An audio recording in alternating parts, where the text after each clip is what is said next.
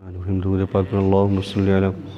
سيدنا ومولانا محمد معدن الجود والکرم وآلہ وآصحابہ وبارک وسلم۔ یہ ظلم و ستم کا داستان کیسے ختم ہوا اور اس پیپر اور ڈاکومنٹ کو کیسے پارا پارا کیا گیا، انشاءاللہ ہم اسے سماعت کریں گے۔ اور جن لوگوں کو اس ظلم و ستم کے دستاویز پھاڑنے کی سعادت نصیب ہوئی اور اس میں شامل ہوئے، ان میں سب سے سر فہرست نام ہشام بن عمرو بن حارث کا ہے۔ یہ ہشام بن عمرو بن حارث بنو ہاشم کے قریبی رشتہ دار ہوتے تھے، بڑے ہی کلوز ریلیٹیو تھے، اور اس کی وجہ سے ہمیشہ ہی یہ بے چین رہتے، پریشان رہتے کہ میرے بہت سے قریبی رشتہ دار اس ویلی میں گھرے ہوئے ہیں، نہ کھانے پینے کی چیزیں ہیں نہ اور دوسری چیزیں ہیں، تو ان کی کوشش ہوتی کہ کچھ نہ کچھ ان کو پہنچا دیا جائے۔ آپ پہلے سماعت کر چکے ہیں کہ کئی بار ان کو غلہ لے کر کے جاتے ہوئے قریش نے پکڑ لیا تھا، تو یہ اس کے بعد کبھی کبھی جب ان کو موقع ہاتھ لگتا اونٹ پہ سامان لادتے، اور جب ویلی کے پاس پہنچتے تو اونٹ کو 2 تھپڑ لگاتے، اور اونٹ بڑے سمجھدار ہوتے ہیں، وہ اشارہ سمجھ جاتا، وہ فوراً محصورین کے پاس چلا جاتا، خود ہی نکیل نکال دیتے، 2 تھپڑ لگاتے اور اونٹ وہاں پہنچ جاتا۔ محصورین جو ہے جو چیزیں اس پر موجود ہوتی تھوڑی بہت وہ اتارتے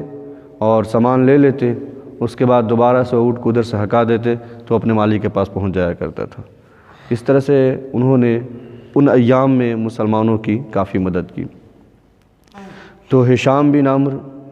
یہ سب سے سر فہرست ہیں۔ ایک دن یہ زہیر بن امیہ کے پاس گئے، اور یہ زہیر بن امیہ حضرت عبد المطلب رضی اللہ تعالیٰ عنہ کی بیٹی حضرت عاتقہ کے بیٹے ہیں، یعنی حضرت عبد المطلب کے نواسے۔ زہیر بن امیہ بھی چونکہ اس رشتے سے بنو ہاشم سے اور بنو مطلب سے کافی قریب تھے، ان کی بھی رشتہ داریاں تھیں۔ تو ایک دن ہشام بن عمرو زہیر بن امیہ کے پاس گئے اور کہا کہ آپ اپنے گھر میں بہترین کھانے کھا رہے ہو، اچھے لباس پہنتے ہو، آرام سے زندگی گزار رہے ہو، کبھی تم نے دیکھا پلٹ کر کے کہ تمہارے ننیہال والوں کی حالت کیسی ہے، کتنی مشقت میں زندگی گزار رہے ہیں،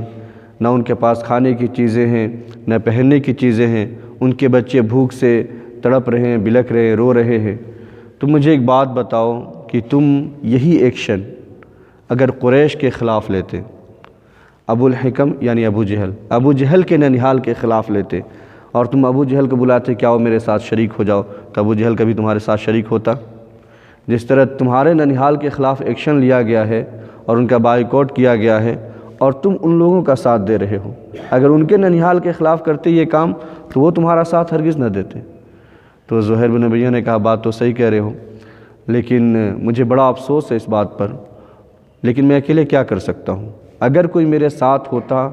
اور میرا ساتھ دیتا، میری حمایت میں کھڑا ہوتا، تو میں اس معاہدے کے خلاف کھڑا ہو جاتا اور میں اس معاہدے کو توڑنے کے لیے تیار ہو جاتا۔ تو ہشام بن عمرو نے کہا کہ ایک آدمی ہے، تو کہا کون ہے؟ کہا وہ میں خود ہوں، چلو مل کر کے ہم یہ کام کرتے ہیں۔ تو زہیر بن امیہ نے کہا کہ یہ اچھی بات ہے، ایک اور تیسرا آدمی بھی تلاش کرو تاکہ ہماری بات جو ہے مضبوط ہو، ہمارا گروپ مضبوط ہو جائے، اور پھر جو ہم بات کہیں اور جب ایکشن لیں تو کوئی ہمارے خلاف کھڑا نہ ہو سکے۔ تو ہشام بن عمرو وہاں سے مطعم بن عدی کے پاس گئے، اور مطعم بن عدی سے کہا کہ بنو عبد مناف کے 2 قبیلے بنو ہاشم اور بنو مطلب اس وقت کس حالات سے گزر رہے ہیں تم کو اچھی طرح معلوم ہے، تم اچھی طرح جانتے ہو۔ اگر تم نے قریش کے خلاف اس طرح کا کوئی ایکشن لیا ہوتا تو قریشی تمہیں چھوڑتے نہیں، تمہارے اوپر حلہ بول دیتے،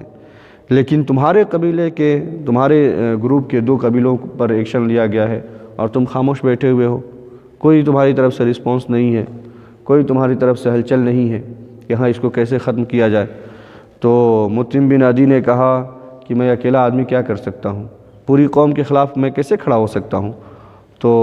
ہشام بن عمرو نے کہا کہ تم اکیلے نہیں ہو، تمہارے ساتھ اور بھی لوگ ہیں، اور فرمایا کہ میں خود ہوں اور میرے علاوہ زہیر بن امیہ ہے، چلو مل کر کے ہم یہ کام کرتے ہیں۔ تو مطعم بن عدی نے کہا کہ ایک آدمی اور تلاش کر لو تاکہ اور زیادہ آسانی ہوگی۔ تو اس کے بعد ہشام بن عمرو یہ ابو البختری بن ہشام کے پاس گئے اور ابو البختری سے یہی باتیں کہی، اس کو بھی رشتہ داریوں کی یاد دلائی، سمجھایا کہ تمہارے اتنے کلوز ریلیٹیوز ہیں وہاں پر اور تمہارے اتنے جاننے والے لوگ ہیں، چلو مل کر کے یہ کام کرتے ہیں۔ تو ابو البختری جو ہے وہ بھی تیار ہو گیا اور اس نے کہا کہ ایک آدمی اور تلاش کر لو تاکہ ہمارا گروپ مضبوط ہو جائے تو یہ کام کرنے میں آسانی ہو۔ اس کے بعد ہشام بن عمرو یہ زمعہ بن اسود کے پاس گئے اور اس سے بھی تمام رشتہ داریاں شمار کرائی کہ بنو ہاشم کے ساتھ آپ کے کیسے تعلقات ہیں، کتنے جاننے والے لوگ ہیں، کتنی پریشانیوں میں ہیں، تو آؤ مل کر کے یہ کام کرتے ہیں۔ تو زمعہ بن اسود کو بھی لے لیا۔ اس طرح سے 5 لوگوں کا یہ گروپ بن گیا۔ ابن سعد نے ذکر کیا ہے کہ عدی بن قیس بھی اس گروپ میں شامل تھے اور ابو طالب کے جو ہم نے قصیدہ کل سماعت کی ہے اس قصیدے میں انہوں نے سہیل بن بیدہ کا بھی ذکر کیا ہے۔ اس طرح سے یہ 7 لوگوں کا پورا گروپ بنا جنہوں نے یہ طے کیا کہ اب ہم مل کر کے اس معاہدے کو پھاڑیں گے، اس معاہدے کو ختم کریں گے، اس معاہدے کو توڑیں گے اور پھر دیکھتے ہیں کون ہم سے مقابلہ کرنے کے لیے آتا ہے۔ ان 7 لوگوں میں سے 4 لوگ آگے چل کر کے مسلمان ہوئے، جن میں ایک ہشام بن عمرو بن حارث تھے، زہیر بن امیہ نے بھی اسلام قبول کیا، عدی بن قیس نے بھی اسلام قبول کیا اور سہیل بن بیدہ نے بھی اسلام قبول کیا، اور سبھی صحابیت کے درجے پر پہنچے۔ تو یہ 7 لوگوں کا گروپ تھا جنہوں نے اس معاہدے کو پھاڑ کر کے ختم کیا۔ اللہ سبحانہ و تعالی ہم سب کو ان باتوں پر عمل کرنے کی توفیق عطا فرمائے، ہم سب کو سیرت پڑھنے سمجھنے اور اس پر عمل کرنے کی توفیق عطا فرمائے۔